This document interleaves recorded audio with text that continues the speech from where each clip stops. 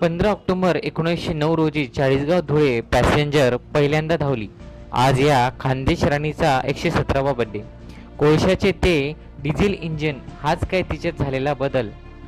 झुक झुक झुक आगीन गाडी, धुरांच्या रेषा हवेत गाडी, अशी आठवणीची सैर घडवत या राणीने खानदेशवासियांच्या मनात एक हळवा कोजरही अधोरेखित केलाय.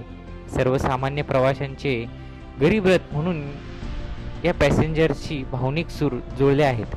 1909 मध्ये चाळीसगाव धुळे पॅसेंजर सुरू झाल्याने जळगाव व धुळे या दोन जिल्ह्यांचे नाते अधिक दृढ झाले.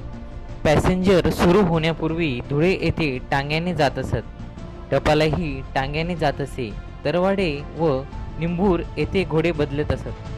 चाळीसगाव धुळे हे अंतर 56 किमी चाळीसगाव रेल्वे स्थानकाकडून पूर्वेकडे त्यानंतर उत्तरेकडे धुळेकडे जाणारा एकेरी रेल्वे मार्ग आहे. याच मार्गावरून ही खानदेश राणी 117 वर्षापासून अखंड धावत आहे. चाळीसगाव धुळे दरम्यान एकूण 9 ठिकाणी हिचा थांबा आहे.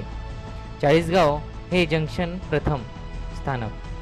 शतकापूर्वी सुरू झालेल्या या पॅसेंजरला 1990 पर्यंत कोळशाने चालणारे इंजिन होते. सकाळी 6 वाजता तिची पहिली फेरी सुरू होते. पुन्हा 9:30 दुपारी 1:40 सायंकाळी 5:30 अशा तिच्या चाळीसगावहून निघण्याच्या वेळ होत्या आहेत. खानदेशच्या या गाडीचे दूधगाडी अशी ही ओळख आहे. शिरूर, राजमाने, जामदा, धुळे इथून एकेकाळी मोठ्या प्रमाणावर दूध जायचे. त्यावेळी चाळीसगावला दूध व्यवसायाचा सुवर्णकाळ होता. यामुळे या गाडीला दूधगाडी असेही म्हटले जायचे. संपादकीय माहिती जिजाबराव वाघ, कुणाल कुमावत, लोकमत, चाळीसगाव.